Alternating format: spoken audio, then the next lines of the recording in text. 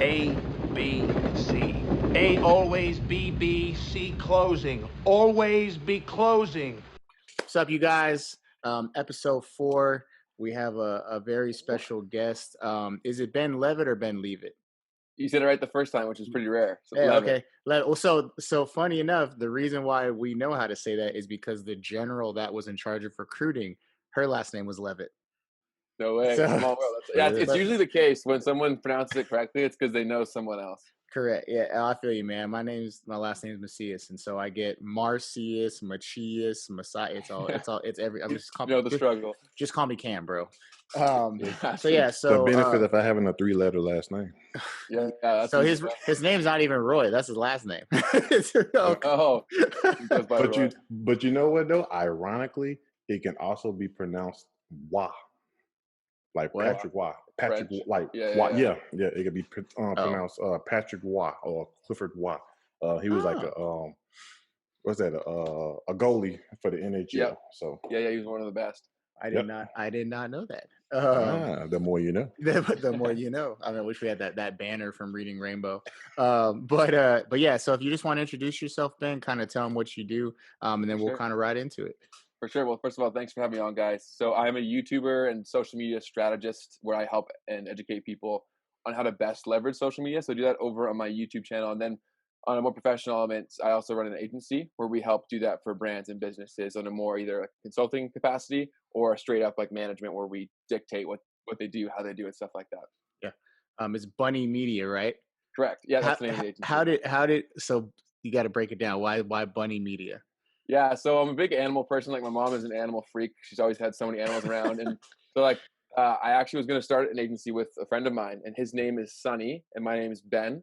So it was just Bunny. Yeah. And then I already committed to it. I got a logo made, and I was like, I like this. I'm just going to roll with it. A business name isn't too important realistically. It's what you do for your clients. So I was like, I'm just going to roll with this.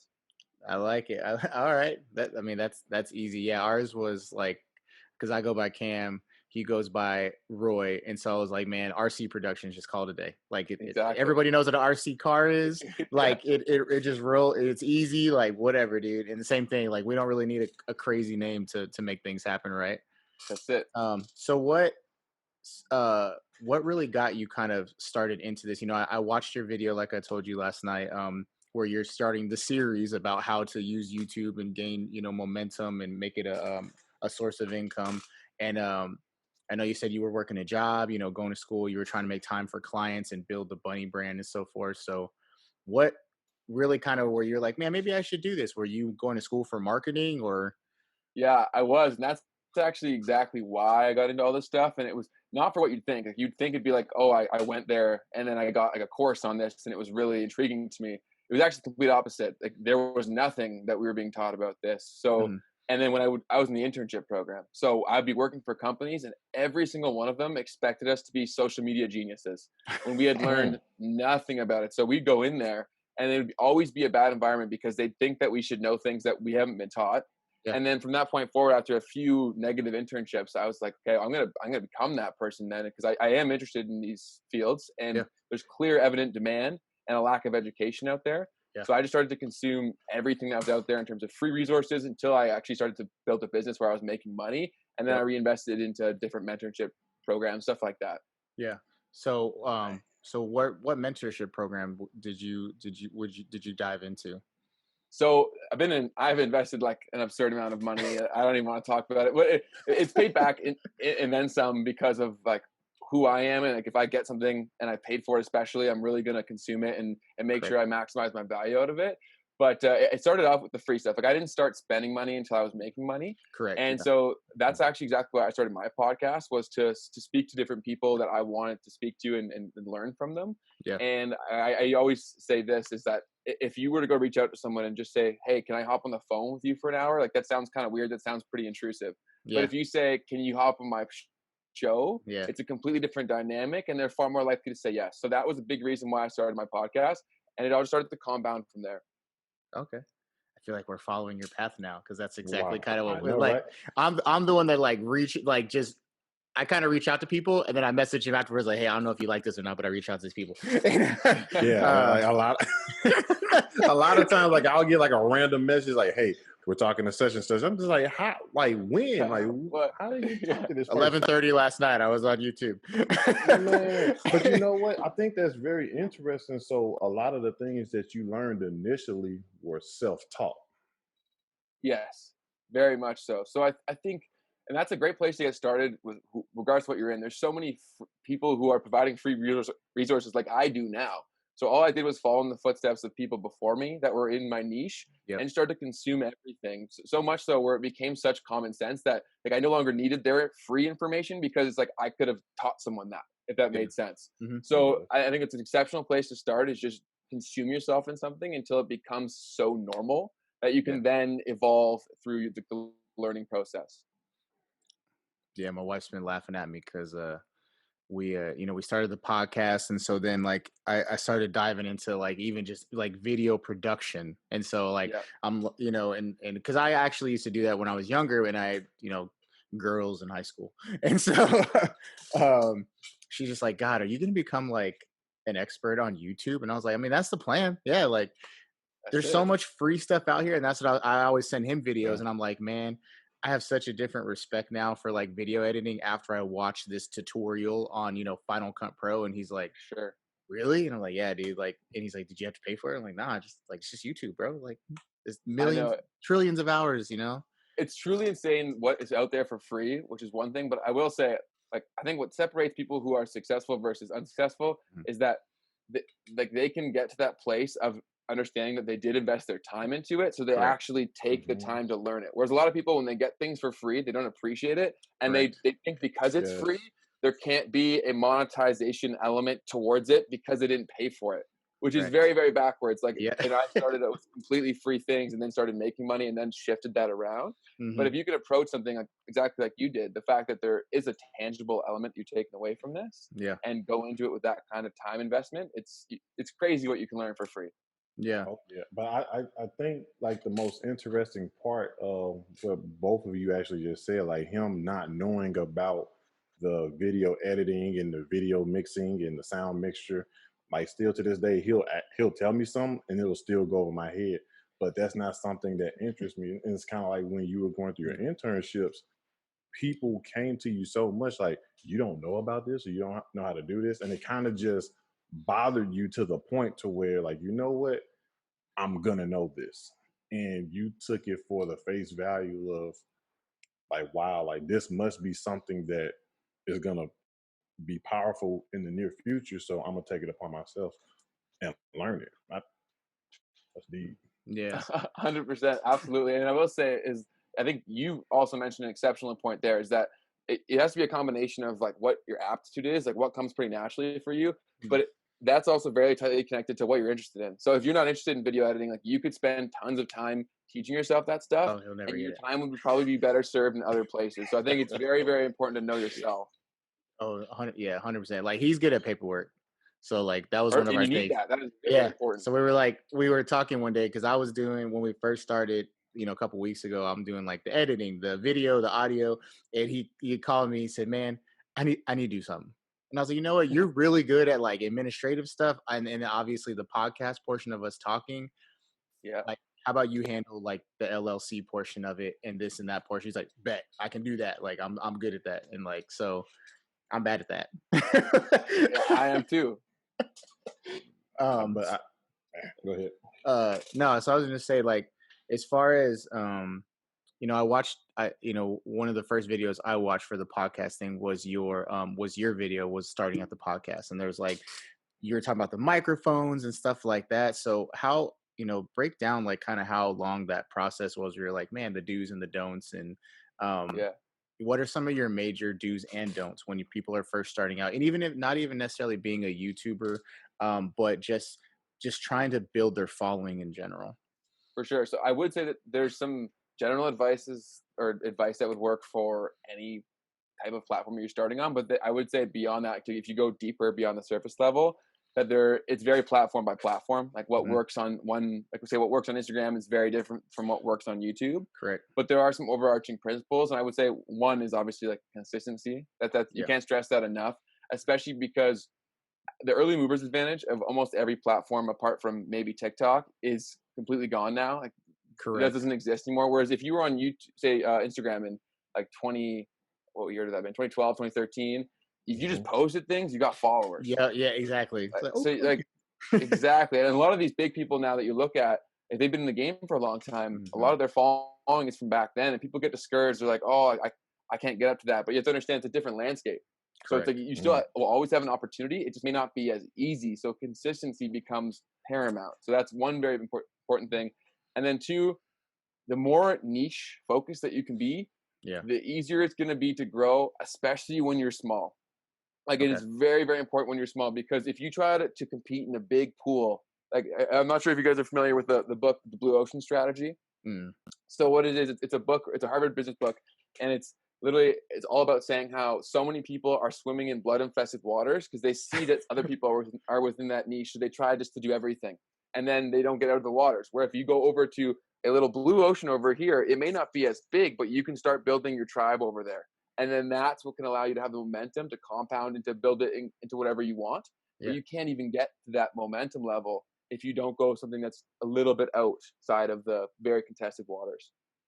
Wow. Yeah, and so Mm. that's perfect, because that's, I mean, if you think about it, Roy, that's kind of, in essence, that's what we did. Because recruiting, like military recruiting in its whole, like we were talking about it, it's very saturated waters right now, because every recruiter is trying to because we can't go to schools and things like that, so everybody's using YouTube or Instagram or this or that, whatever have you.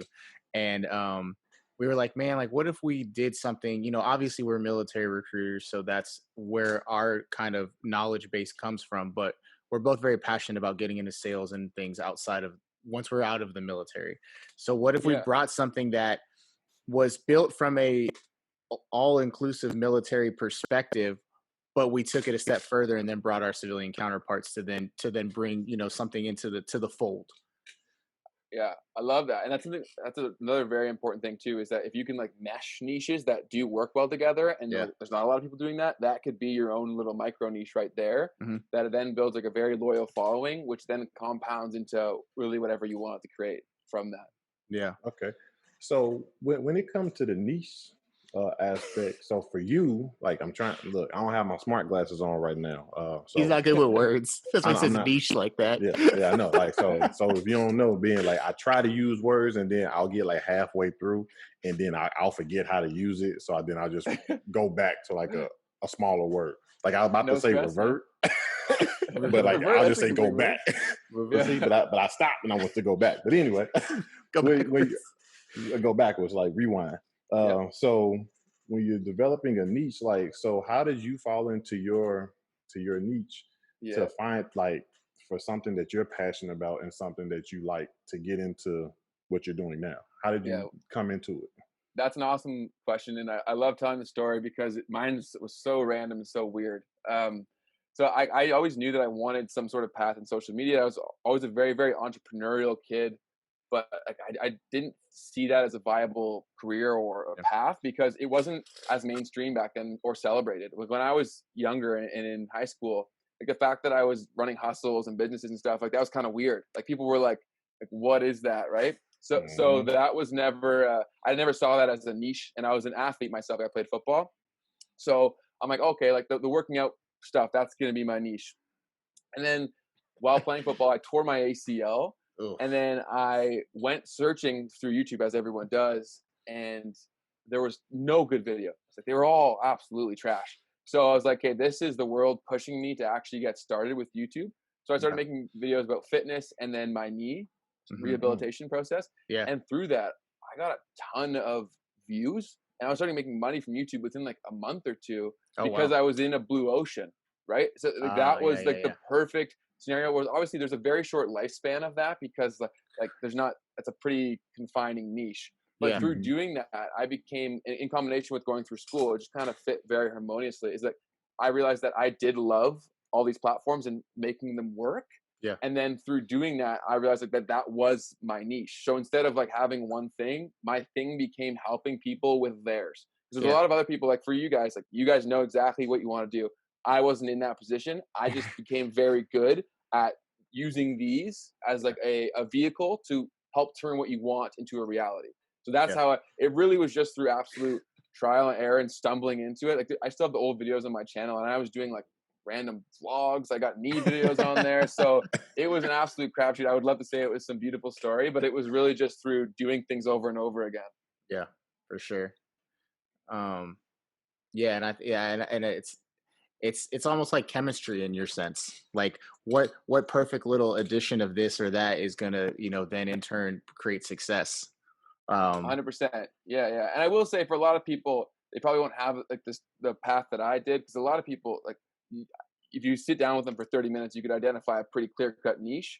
But I got started pretty young, so I didn't even really know who I was when I got started, right? So I just kind of found myself through finding what my thing was. Almost like people got to see you evolve though, which Very probably much so. created even more of a following, because they're like, we watched Ben like go from not knowing what the hell he's gonna do, and he grows up to like now he's doing this. Yeah. And I do love getting those messages, because I do sometimes, like, there'll be people who will send me an Instagram DM and say, I've been watching you since you got 1,000 subscribers, and that was like 2 or 3 years ago. So they have seen me completely change, and it's pretty cool.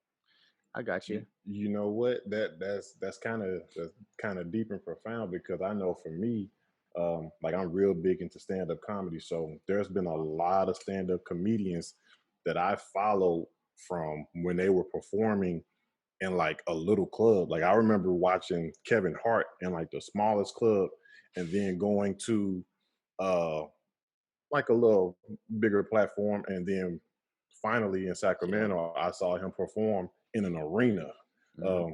I think the evolution of how we do our thing is real big, and I think, like you said, you started off doing things about your knee, and you just kind of found your way through the trials and tribulations. Like for me, I always tell recruiters, start off with what you like.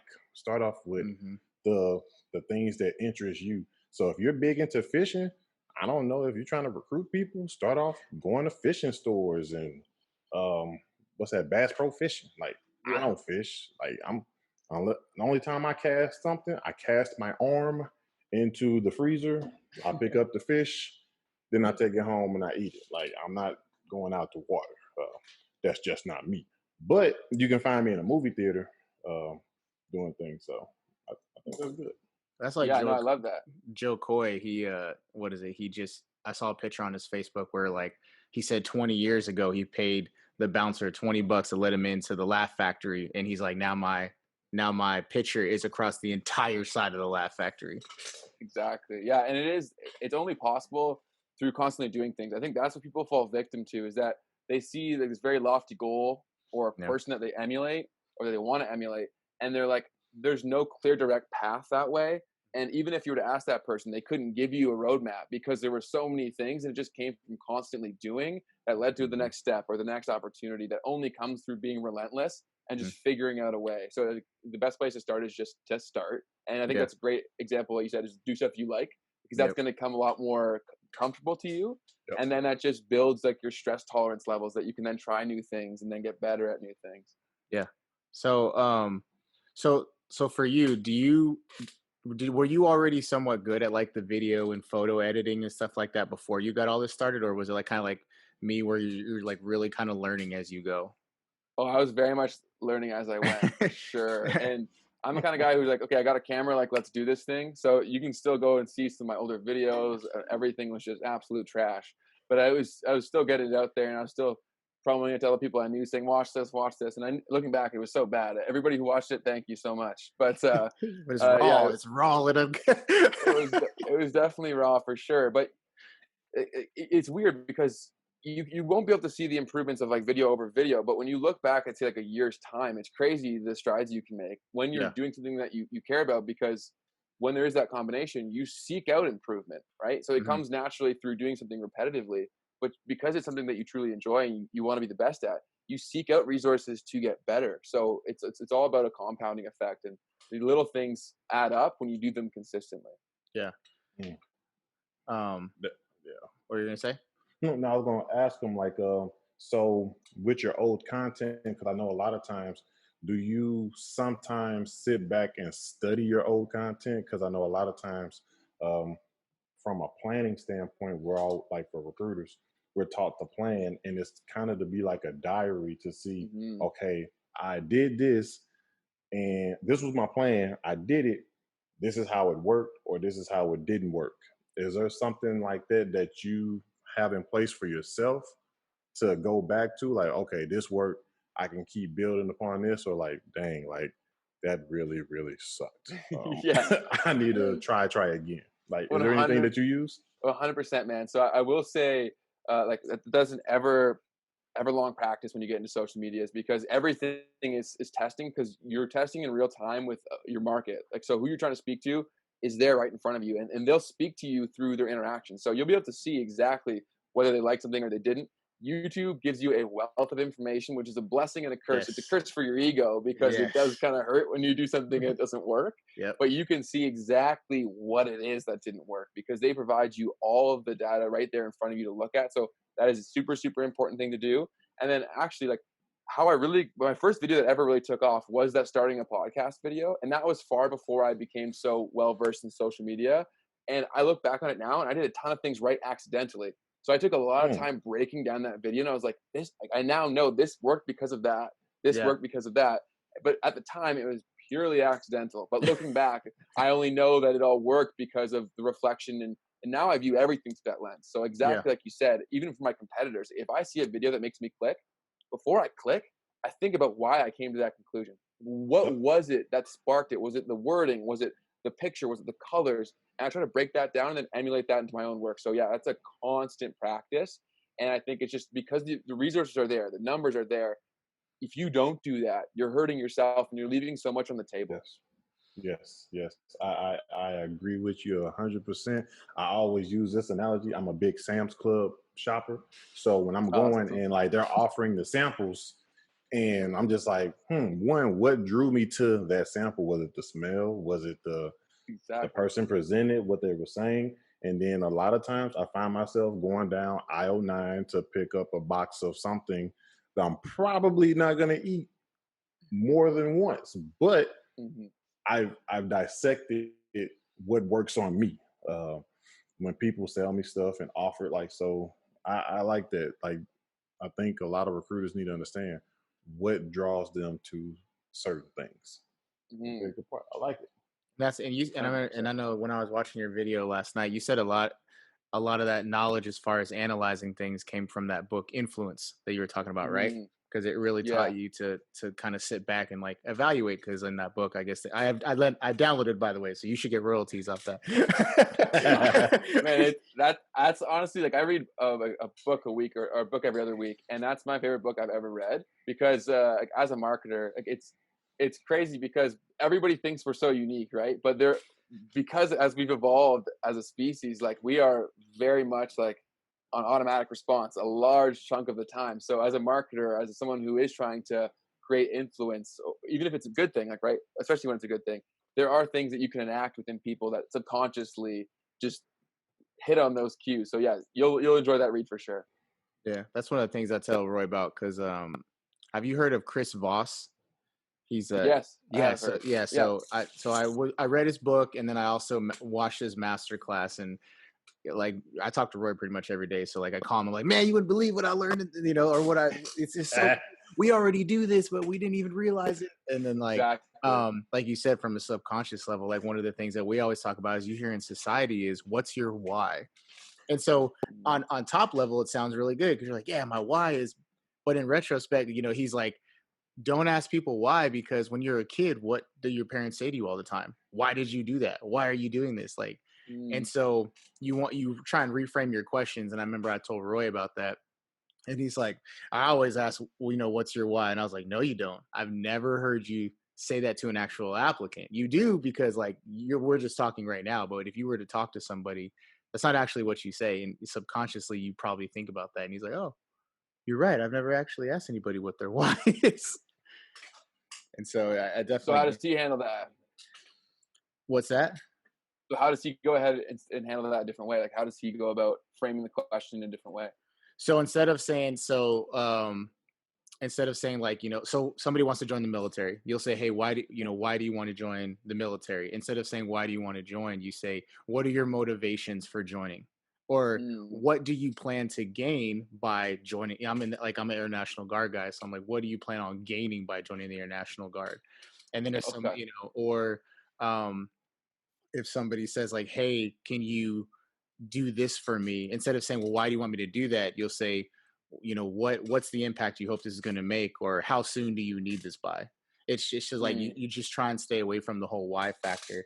And then it's also no, like the power of no. I'm sure you know about that. In terms of what application? So like subconsciously people like to say the word no. So once again, it's reframing your question. So I might have even done this. I might have even done this with you. I'm not sure. But whenever I asked you to be on the podcast, I might have not said, hey, do you think you could be on my podcast? I might have reframed the question and say, hey, do you think it would be impossible to be on our podcast? Because what are you going to say? You're going to say, no, it's not impossible. Like I can totally do it. But but chemically wise in your brain, you're saying no, which like in your mind, you're like, I feel good because I said no. But in retrospect, you're saying no to what we wanted you to say no to. Yeah, for sure. Makes sense. So no, I definitely get the human psychology for it. And he goes to school for psychology. I just dabble in it for fun. Yeah. No, it's interesting stuff, man. I mean, so like for me to like for what you do, is it hard to engage with the people that you encounter organically? Because I know a lot of things you do are over the social media platform, through YouTube, Instagram, and we always talk about like organic relationships, personalization. Like, is it difficult to personalize your interaction with people virtually? Like, is it difficult? Is it easy? Like, how is it for you? Yes, I think when you start off, it's going to be difficult because you're overthinking it at the start because you hear all that, right? You want this organic relationship. So you're stressing it so much to the point where it's no longer organic because the definition of organic is it's free flowing and natural. So what I would say is to do so at scale effectively, the best strategy is to truly be yourself and allow that to come through when any opportunity through your content. So I think that's the way to do it at scale because you can reach everybody who sees it at once. But to really take it to the next level, it is that personal interactions. Like almost everybody who DMs me, I respond back with a voice message because you did. They know that it's me. They know that it's not a team member of mine. Like they know that it's actually coming from me. And that goes so far in terms of developing real fans because they now know who I am. It's connected with the content. But three, it is something I say so frequently is that anybody who's sending me a DM, there's no way I'm the first DM they've ever sent, but I can be the first person who ever replies.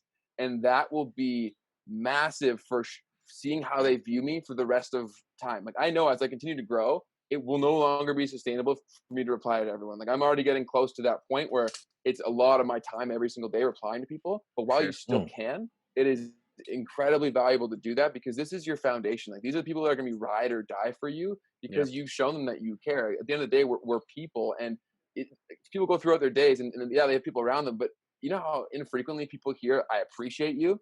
So I go to effort and actually just physically say that, like I appreciate you, because people don't hear that very often. So these little different things to be that role for someone, it goes such a long way in terms of them being the first person who's going to click on your stuff, the first person to buy your stuff. Relationships matter, and it comes down to being people, even on these like social online platforms. No, he did send me a voice message, and it's funny because I wasn't expecting it. I was like, exactly. I was like, did he just send me a voicemail or a voice message? And I was like, this is probably some bullshit. And I clicked it. He was fun. He was like, hey man, thanks for hitting me up. Like, I'm totally down to do the show. Blah blah blah. And I was like, you're right. Like, I was like, oh man, like that's pretty dope because there are, like you said, there. As we're building, there are people that we've asked to be on it, and luckily, most of them have responded, but there are some who haven't. And yeah, I think me and Roy are definitely on the same page too. As I talked to a lot of recruiters and salespeople, and if they're having issues, the first thing I ask them is, how available are you? Mm. How available are you? Mm. Like, because if are you answering your phone? Like, are you answering a text message if someone hits you up? Yeah. You know, like I've been in California as a recruiter here for all of 6 months, and I've taken over the social media for the entire state. Like, and it's not because I'm really great at it. It's just because I answer the questions. Like, if it's midnight, Fair. I don't care. Like, I'll hop. Like, if I'm just watching television and someone messages the California Facebook page, I'm gonna reply to them like, hey, you know, sorry it's late, sir, ma'am, whatever. But what can I do for you? What can we do for Mhm. you? And you're right. I think you're absolutely right. Is a lot of it gets lost in translation. Is be available, dog. Like, and it'll tenfold help you in the future when it comes down to things. And people will actually, I feel like, respect your time more once you make yourself available.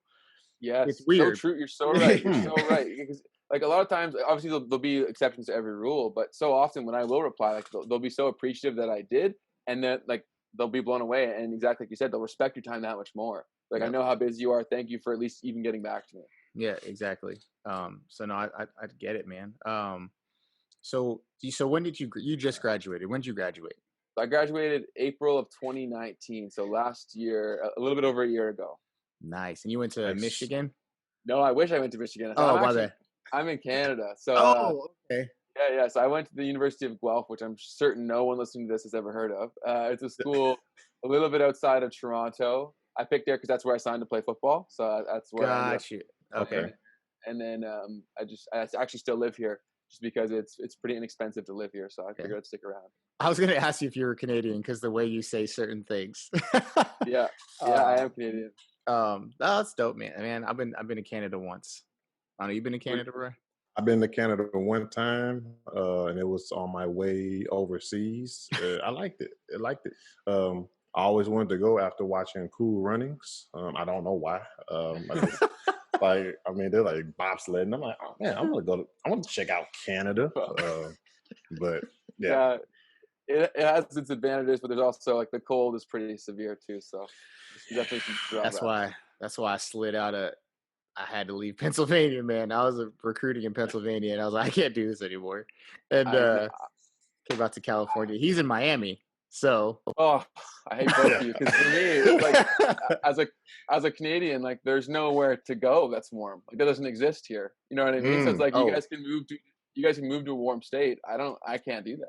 We don't oh have those here. man, oh yeah, because you're so far north. Yeah. Oh, Yeah, you know like what? our warmest. Go ahead. I forgot. I actually drove through Canada too. When I was in Oh wow. Alaska. So on my Mm. way from Alaska back to the States, I actually went through Canada. Nice night Yeah. and met a lot of nice, like just nice. Just like me Yeah. and my buddy, we got stuck driving and some Canadians helped and they're just so nice. I'm like, wow. I could So do that. Yeah. what's the climate up there right now? I mean, as far as like, are you guys able to go places, or like, what do y'all do? Are you doing In everything? terms of COVID stuff, do you mean, or Yeah, do you mean the yeah. temperature wise? Yeah, so we're pretty well shut down. Like it's quite closed. Like they've started to ease off the gas a little bit. Like there's you can go to patios and you can Yeah. assemble in groups of like 10 or fewer and stuff like that. Yeah. But it's still quite restrictive. Our borders are closed. Like I actually was supposed to be in Florida for the whole winter this year, and it's not looking like the borders will even be open. Ah, So I don't even think I'll be able to do that. yeah. So it sucks, but it is what it is. So do you feel so I know like a big thing that recruiters and sales folks are dealing with right now is, you know, because of COVID, like do you feel like you've been impacted by that at all, or like, you know, have you seen ways that other people have gotten creative with how to handle the situation? I would say it's helped me. It's actually been very beneficial for me, which is Yeah. I know it's weird because a lot of people have been the other way, but for me, because people have now seen the tools that are at your disposal through social media, I think there's Mhm. been a lot of people who have been, yeah, whether their personal brand or for their business, they've been very far pushed into doing it. So I've been fielding more client calls than I ever have before. My channel's been growing more exponentially than it ever has previous because well, there's a lot of free time. People are at home and they There's also just see these tools, right? And they send the message or they watch the video or they want to do that for themselves. So it's been very beneficial for me, fortunately. Oh, nice. Okay, yeah, I kind of figured that's probably the way to go because I think every company that has a their business model solely online is really and unfortunately is benefiting from what the situation is. Yeah, absolutely. So in last night when I was watching your video, you talked about affiliate marketing. So Yes. if you can you explain that to us or like how that all works? Yeah. Man, affiliate marketing is something that like so I grew up in a family where this is I'll go off on a little bit of tangent here, but my dad is like a very much like a work hard guy, Yeah. and from a very young age, I was like a work smart and hard Yeah. guy. Yeah. Yeah. So we would butt heads, and it's like I stumbled across affiliate marketing, and I explained the concept to him. He's like, "That there's no way that's real. Like that doesn't exist. There's no way that's BS. You're lying to me, Ben. Go get scammed." And I'm like, okay. And then it's now like a massive part of my income, and it's all passive. So essentially, what affiliate marketing is as a traffic source, which is what you become as a YouTube channel, a podcast, an Instagram page, whatever it may be. Just view these as like traffic funnels, right? So your recommendation or things that you talk about, that holds a lot of weight. So if you associate yourself with a product or a service, they'll essentially pay you as a commission only sales rep, essentially. Yeah. Where you get strictly performance based compensation. Yeah. So the real ticket is when you can talk about subscription things, because that essentially becomes reliable income Yeah. that you can grow Yeah. month over month Yeah. as you rank with certain videos or you gain authority, things like that.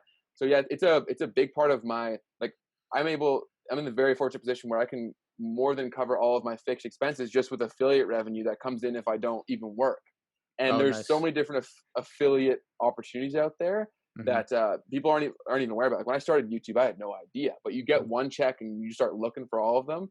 And then Mhm. as long as you do it the right way. So it's very important if you're going to get into affiliate marketing, make sure the product is awesome or Yeah. service is Yeah. awesome. Yeah. You don't want to put If people. it's crap, your name's going to be attached to it and it's bad. Yeah. And then two, make sure it makes sense for the people that you're speaking to. Like it wouldn't make sense for me to go on and start talking about like where to get the best oil change.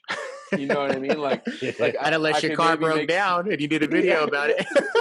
maybe yeah, I have an opportunity for it, but in a macro sense, like it doesn't make sense for my channel. So I'd say meshing the two is very, very important. And Right. since you become like the educator, and oftentimes these companies, because it makes so much sense for everybody involved, is that they'll actually structure a deal where people who do use your link or whatever, they also receive a financial incentive, say like a discount or Yeah. extra time on the service, stuff like that. So that's what affiliate marketing is in a nutshell. I hope I explained it. If not, I can elaborate further. No, I think it makes perfect sense. So how did you find these opportunities? For sure. So once I made my first check from YouTube, that was like the light bulb moment. I was a broke student, so like getting $150, I was like, wow, like this is real money. Cell phone. And then exactly, I'm like, I can eat this month. Yep. So then No ramen. and then No I'm more like, ramen. exactly, I'm like, I'm eating good tonight. I'm getting some chicken. I'm getting some real food. And then I started thinking about, okay, well, if I get this money from YouTube, like how else are other people making money? And I pretty quickly came across Amazon's affiliate program. Mhm. That's one of the most popular ones just simply because they sell everything. Correct. Right? So Yeah. almost any product that you speak about, you can have a affiliation like that. And I had my one video that was really taking off, which was my beginner's guide to podcasting video. It worked very well because, again, happened by accident, but I was talking about a ton of products that was sold on Amazon. You were, So yeah. I literally went back. So when I first launched that video, I didn't even have any affiliate links in the description. They were just regular links. Yeah. And so I left thousands of dollars on the table. Oh, so you went because, back. Yeah, I went back and I'm like, oh my God, I'm an idiot. So I went back and added all of those affiliate links because they're buying it anyway. So it's like, why wouldn't I take some money out of Amazon's pocket? They have enough. Yeah. So I went back, started doing all of that. That was the first one. And then like 1 month, I made a lot more from the affiliate side than I did from YouTube. So that was another learning moment where I thought, okay, like this is a lot more scalable because as YouTube continues to expand and there's a lot of issues. So like AdGate happened about 1.5 years ago.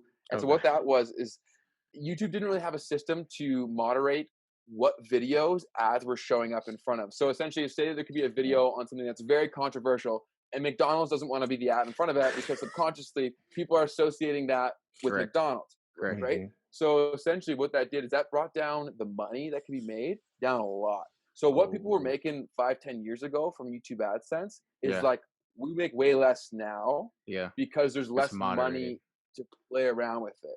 Gotcha. So that's another thing is that so that's why when you do start a channel, there's the minimum thresholds of 1,000 subscribers and 4,000 watch hours Correct. to keep some of the money for the people that are actually like consistent YouTubers. Correct. Right. So if you take out all the tens of thousands of people that will be making 50, 20, 30 bucks and then funnel that to the people that do this full time, it kind of solves that problem a little bit.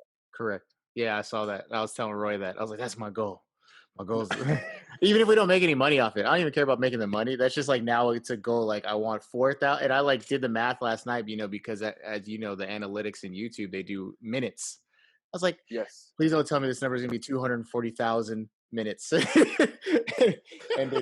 it was. I was like, see, and they seem impossible, but like you guys will have one video that pops and it'll be honestly like, so you go even through my channel, like there's some videos that don't do well at all. And there's others that would achieve that with one video.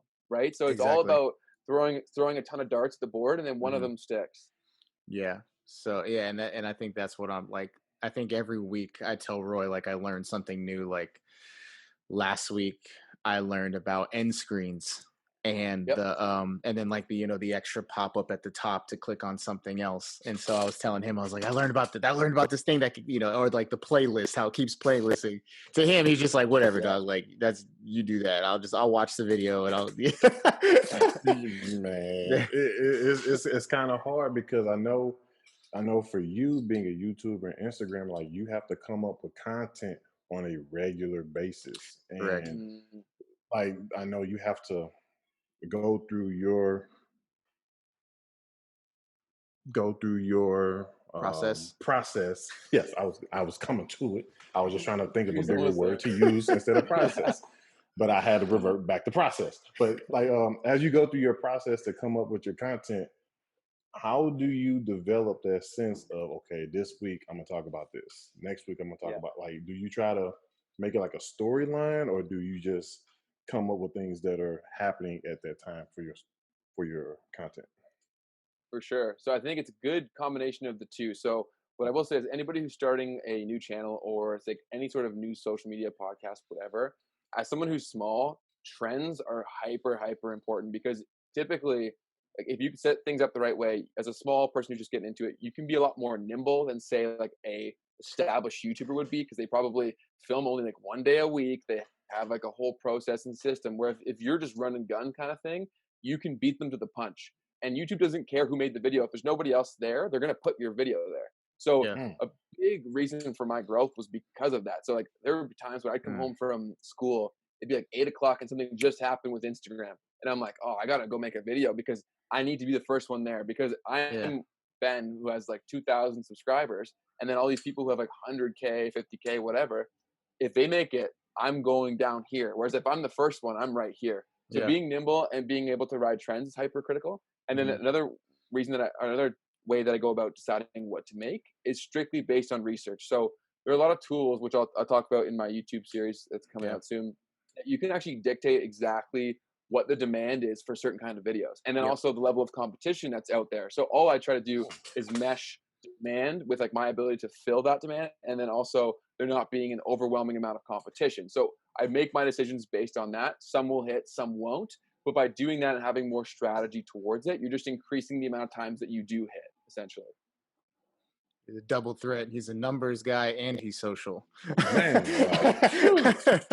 yeah, that's one of the things I was looking at last night. I know you were talking about it, and like I said, go watch his YouTube series about it. But like the different products you use that tell you the analytics of what's going on YouTube. That in itself, I was like, how does this dude even know about these things? I had a lot of free time, man. When I was in school, I would spend a lot of time just learning this stuff. And you just learn one more thing, and then it becomes so natural to you. But it's crazy because, and this is good and bad, like everything that is done on the internet, it's being tracked. So there are tools that are able to tell you like what is going on, what's being in demand. So leveraging all of these, and a lot of them you can get started in them for free. So it's like it's really a no-brainer to not leverage the data that they have right in front of you. Gotcha. So I notice on like such a common theme on YouTube is like the the thumbnail is like somebody like pointing at something and they're like outline and it's like, watch my, whatever. Like, Yeah. is that just an analytics thing? Like that's just what works for YouTube because it tells, like you talked about, like it makes somebody want to click because it's clear, and if you do a goofy face, then someone's gonna be like, oh, okay, this guy's goofball, I want to watch him or something. Yeah, 100%. So you hit it pretty well right on the head there. I will say like the finger thing is really, and I learned this in sales, is that like this is your magic wand. Where you point, magically their eyes go there, right? So that's just the same sort of practice right there, association there. And then what you've seen, like the outline, that's a very common thing. Like anything, everything is like a copycat thing, right? Correct, When something starts working for someone, they start to emulate it, they start to do that. So I'd say that's definitely something that has historically worked. I will say that I've seen a shift in towards like less is more kind of thing, where people have been clicking just like very good photos that are bright and like not overwhelming. I've been seeing that work a lot more well. Sorry, excuse me. Yeah. So I will be incorporating more of that going forward. But you're exactly right. It's all based on historically what works. So the biggest thing that you want to track is what's called a CTR, which you would know that means click through rate. Okay, so what a click through rate is like yeah. So say Instagram, so say YouTube shows your video to 100 people and 3 people click. Your click-through rate would be 3%. That's not the best click-through rate. So you want to do everything you can to get that closer to like 8-10%. That's a very good click-through rate. The reason why you want to do that is because you're getting people into your world through that way. Correct. And when combined with great content, that's a way to check the other boxes that YouTube's looking for, and that's when exponential growth happens. So what gets people to click and gets them into your whole world is going to be the title and the thumbnail. Those are really the only 2 things that you have to get into that. So what I would say is it's very, very important to write like search-based videos and make them based on search queries, so keywords and whatnot. But also to write, and I said this in my most recent videos, to write for a human being. So the better you can get at copywriting and captivating titles, stopping people within their tracks, that's going to help you out a lot. And then one thing I will say is that I think so few people do this well, is that, like I said, you have the title and then you also have the thumbnail. Those are 2 separate things. Correct. So many people just regurgitate what they said in the title, in the thumbnail. To me, that's a wasted opportunity because you can tell a little micro story when they're complementary. So you can get them to actually feed off each other, and that way you're maximizing the brief amount of time that you have to speak to someone. Well, you're going to be the first picture that I try and do that with.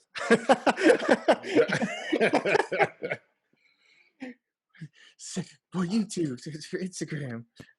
You had a note here. You had a note here, Roy, that said, I don't know if you want to ask him, or I don't know what your note means. The go giver sell more thing. Like, honestly, he kind of hit it on the head when he talked about as far as like responding to people, like providing that. Because I read a book. It's called Go Givers Sell More, and it was a lot of times you're giving more than you're actually asking for. Like, so you give, we give in different ways. Like we give time and we give opportunities to others. We speak to them.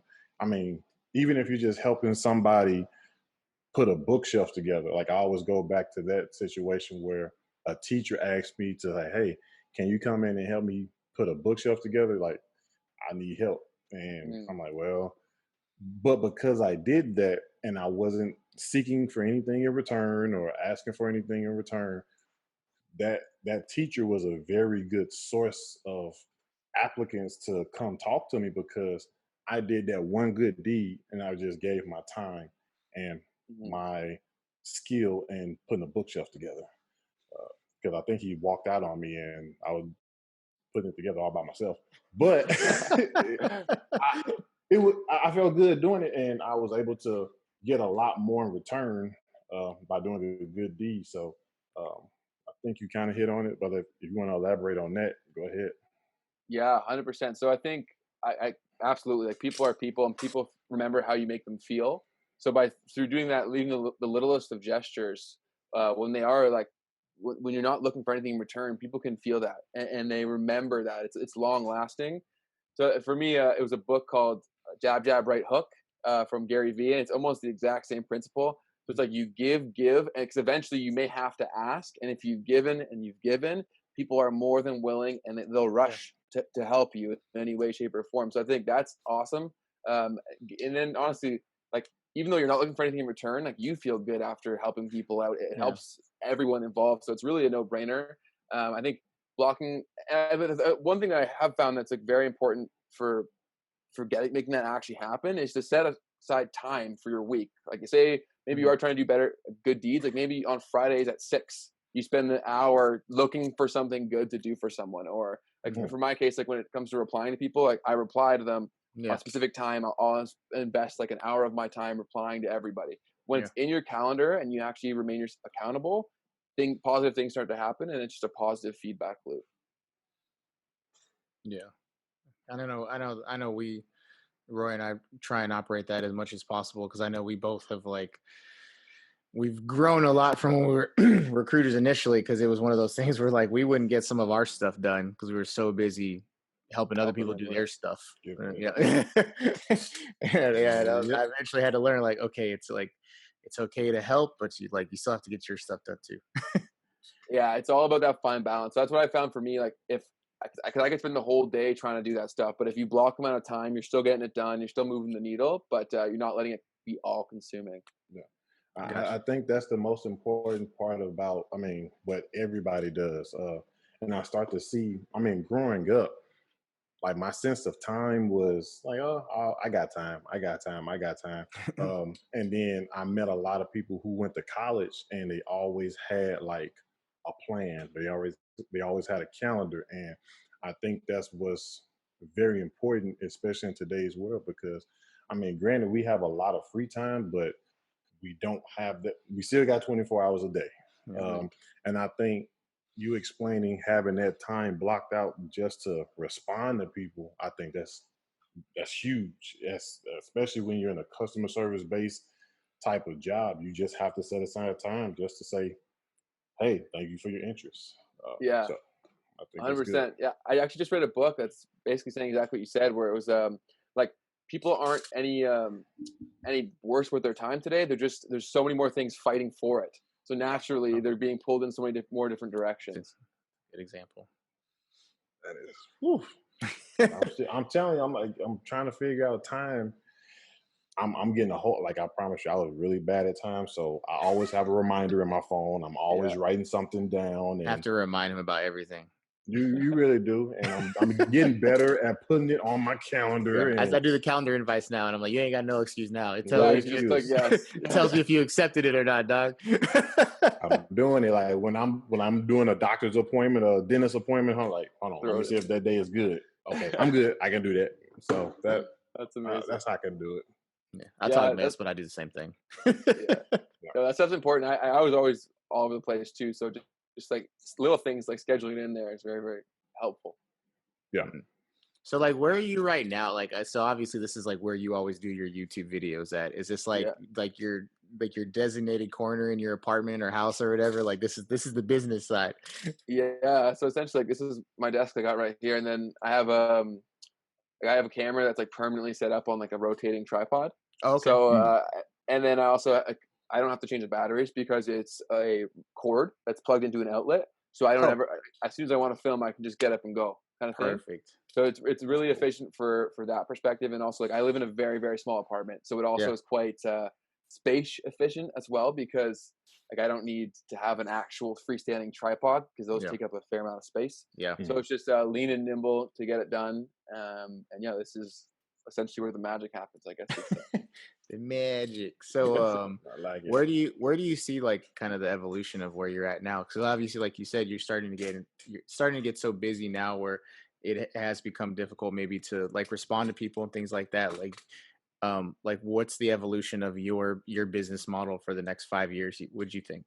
For sure. So I think I've actually spent a good amount of time thinking about this, because I think it's very important to think like that, so that way you can work backwards and actually manifest it into a reality. So for me, I know that time is obviously going to be a very precious resource, as it is for everyone. Yeah. So I need to get better at and do more of actually delegating tasks. Like I think for myself, like within my business, like there's still so much that I do. Like I have a team around me that helps with things, but if I were to be gone, it would crumble. Correct. And I think that's not something that I want. So I am trying to structure my business and my life to be a lot more like self-sustaining in a way that I can just amplify it and really create a exceptional customer experience or user experience just through like little things like that we're talking about, like connecting with people or providing little nuggets here and there. That's what I would love to create for myself. So I think a big thing is building systems that make that sustainable. So a lot of people within my niche, like they build education programs because they can help at scale, and they're able to do things a lot more frequently like that. So that's something that I'm definitely exploring right now, just because I know that my time could be far more efficiently used and help way more people at the same time through doing things like that, through leveraging things like this that we're doing right now, taking advantage of speaking to someone via the internet and things like that. And I also, like, freedom's a big thing for me. So that goes hand in hand with that. The more autonomous that my systems are that keep everything churning, the more freedom that I have to actually be where I want to be physically. Like, I don't want to spend the winters ever in Canada. So if I don't have to be here, that's a huge bonus for me. And I like to have freedom to be where I want to be when I want to be. It's where I want to be when I want to be. Sorry, I feel you. And so it's really all about, that's a big focus of mine, is maximizing my ability to impact people, also improving the bottom line for the business, and then doing so in a way that doesn't compromise my career aspirations as well as life aspirations. I think that's very important, is that you should definitely be focused with what you want your financial life to look like, but not while compromising every other facet of your life, because pretty quickly you get to an age where the money is only in your bank account and it doesn't have, you need life experience at the same time. So that's the two things I'm trying to weigh out there. Yeah. And that's one of the, I know, especially like for Roy and I, cause like, you know, like I'm married, I got 3 kids. Roy's, you know, married, got 2 kids. And, we're always plotting on how to take over the world. And so we finally, like, we it's gonna happen one day. It's gonna happen one day. And so like, we talk about this every single day. And like literally maybe a month ago, we were just talking, and I was like, we were like, I don't know why we just don't do like a YouTube or a podcast. Like, we might as well just record this and share with the world, man. And so I think it's funny, like you're talking about, and that was one of our things too, is because he's actually what's called a flight chief. So he's a manager of a recruiting team. So I'm still a recruiter on, like, you know, the street level. And so his time is obviously, I don't want to say more precious than mine, but he has to divide it up between like 5, 6 other people. While as me, it's just me and then my family. And then like, I've been recruiting for 7 years now. So it's, you know, secondhand nature. So it doesn't take a lot of my time. And so, I agree. I totally get what you're saying as far as like making sure certain things don't take over your life, especially money, because, you know, I got kids and I can be like, sorry, daddy's going to do the podcast all single day. I can't mess with you today. Like, you know, so that's why like we have specific times and things like that. So I definitely get that aspect of it. So what does this show look like if everything goes your way in about like 3-5 years? And like, what is the brand extension off of that too? So this is something I've always told Roy that was my plan, which I think he just has now recently taken seriously, was I want don't even lie. I want to start a consulting company, not only for recruiting and sales, but management as well. And that was kind of my goal. Was I always mess around with him and say we're going to be partners one day, and that's what we're going to do. And so this is a catalyst for that.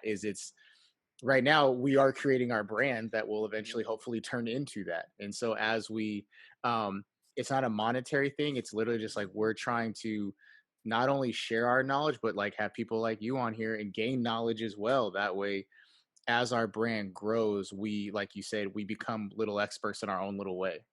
And so in 5 years, both of us will be up for retirement from the Air Force. So the plan is hopefully, at which point we've built such a brand that we can then use this to sustain ourselves and our family. Awesome. Yeah, because like jumping on with that, it's not too often you hear people when they say I don't feel like I go to work. I really don't. Yeah. Like when you're doing something that you're passionate about, like, man, everything else is just done and out the window. And I think that's where I remember growing up. I know for me, I want to be a doctor, a lawyer, a chef, a photographer. But he doesn't know how to take pictures. He barely knows how to cook. Yeah, exactly. Like cooking, I don't like to wash dishes. So I'm like, man, every time I cook, I gotta wash dishes. So you know what? I'm gonna just go down to Steak and Shake real quick and give me something to eat, or White Castles. Being a doctor, I'm not really good at math, so I will probably accidentally give somebody the wrong medication dosage, and that'll mess them up. So after coming into recruiting, it was just like, wow, this is actually fun for me. And then I take the things that Cam learns and social media and YouTube, like it's bigger than that. So I think if we just capitalize on our passion and try to make it something for us, for life after, it, I want to keep this feeling. Like after I retire, I want to keep this feeling of, yes, I get to go do this today. Like my wife always asks, like, why are you so happy? Like, I get paid to talk to people. That's fun. And this is the first time I think our wives are taking us seriously on one of our exports. Like I was watching, your video last night, and I was like, oh, we're gonna have him on the show tomorrow. And she's like, you sound like excited. I'm like, it's the podcast, man. And she's like, I and my wife is real strong-headed, love her to death. She's definitely like the rock in the house. And so if I'm not passionate about something, I'm like, oh, I got to do this. She's like, she'll find a reason to have me not do it. But I'm like, yo, I got to go do the podcast. She's like, okay, see you in an hour and a half. I'll keep the kids downstairs. Like, you have fun. Like, y'all doing your boy thing with Roy. She's like, you and this full talk every damn day. I'm like, yeah, what can I do? Totally do. That's awesome. But yeah, so I mean, that's pretty much a wrap for as far as kind of what we had for you. Obviously, we really appreciate you talking to us, man. I mean, yes, we're using this not only as a way to spread information, but also for us to gain some information too. And like you said, I know you're a busy man, so super dope. If there's any last minute advice you have for our recruiters who probably aren't going to dive into, or sales folks that aren't going to dive into YouTube, but are trying to at least build their Facebook or Instagram stuff, I mean, what kind of simple, quick advice do you have for them? For sure. Well, if we have the time, I'd love to ask both of you. So you said that, like, as a recruiter yourself, that you try to frame the question in a way that they can provide their unique solution to that problem based on their scenario. Correct. So when you were asked by a recruiter getting you into obviously the professions that you're in now, what were your answers to those questions? Like, why are you guys in the path that you're in? I'll let him go first because he joined as a junior, so he's like I call him cookie cutter. So like I joined the military, like I signed up when I was 17 years old. So for me, it was kind of taking my experiences in my youth and knowing where I wanted to see myself as a person. So and to keep it short and simple, it's like Drake said, I just want to be successful. And for me, at the end of the day, I knew I wanted to be successful in life. And that's just being able to live comfortably, have a healthy life, healthy relationships, so forth and so forth and so forth. And so when I went to go see my recruiter, I was just like, look, I want to be in because I want to get my education. I want to set myself up for life after, because I always say the military, for a lot of young people, it's a good stepping stone. It's a good stepping platform. And that's how I utilize it. And after I actually gained what I wanted, I still enjoy it, so I stayed. But I'm still looking for that life after for being successful in life. So it's fun. It's funny that he says stepping stone because we used to hate that when we was recruiters. So my story is a little bit different. I grew up with a single mom in California. I went to 13 different schools, and I'm smart, but I don't like school. I'm just not a studious person unless it's military. If I see an instant reward, I'm really good at it. And so I had like a 0.6 GPA my senior year of school, and my mom was like, "Hey, bro, you're not going to college. I love you, but it's just probably not the best idea right now." And I was like, "All right." My uncle was in the Air Force. He, I talked on the phone with him. And I always tell people I was probably the easiest recruit ever. I walked in, I said, I don't need all the jive, bro. Are you going to feed me, clothe me, and, put food in my stomach? And they're like, yep. And I was like, cool. Where's the contract? And it was like, and it was a done deal. I would say what kept me here was definitely the opportunities, like Ro was saying, of what I've been able to do, the people I've been able to meet. And I've definitely tried to tell people, though, because like on our last episode with the SEAC, so many military folks get institutionalized with the way that we are. So I think Roy and I especially jive because we try and take what they gave us and then take it to civilian sector and do something else with it, or capitalize on that knowledge and go further with it. And I think that's also another reason we did the podcast, because we want to show people what the things that they have now can equate to possibly. Yeah. Yep. I like that. Well, thank you so much for both answering that. That's awesome. I appreciate you doing that. And then, so to get back to what your question was, if I were to give someone like raw advice for just getting started, say on Instagram or Facebook, I would say big thing is to don't even wrap your head into the numbers whatsoever. Like, I think a lot of people get stuck at the vanity metrics and they're like, oh, I don't have thousands of followers, I'm doing it wrong. And I try to get people to shift it and look at it more like real life. Like, say you have 100 followers. Like, picture 100 people in a room. You'd feel like a pretty crazy individual if 100 people show up to your party or whatever, right? So I think to look at it far more from a human element and actually do it like a party you would. Like, you'd actually spend the time if you want to know someone, and you would actually interact with them and view it through far more of a human lens. So I would say that's the best place to start, because if you can separate yourself from the numbers, it doesn't feel like work. You also don't stress about it so much, and you can come across more genuine, which is going to lead to better relationships and attracting the people that you want to attract. And then as you go on further and you educate yourself with how to properly create content, target that content, stuff like that, that's all gravy, because you're being yourself the whole time and you're just being genuine. Yeah. I like it. God. No, I definitely get it. I definitely look at those numbers and I'm like, don't get sucked into the numbers. It's hard not to, man. It's hard because we're all competitive people, especially the people on this call right now. Like, we're all competitive guys, so it's like you want to be the best, but there's no one true path that's the right path. And for yours, it may come like this, it might go like that, but at the end of the day, we all go where we're supposed to go. Oh, for sure. But yeah, so I mean, we appreciate you, man, taking the time out. I'm sure in the future, once we really got our stride, we'll probably have you back on like a update. Look forward to it. Yeah, for sure. You'll be a billionaire by then. So episode 104. Don't forget the little people. 104. And but yeah, I mean, other than that, Roy, do you got any closing comments or anything? Of course, I have a closing comment because I know. So I mean, we have to let it be known that when this podcast airs, it's gonna be, I think, the 3rd of the month. So technically, that it's not gonna be the third. I don't know. We'll figure it out. All right. So at the end of the day, it's still gonna be the 1st of the month. So I gotta close it out with.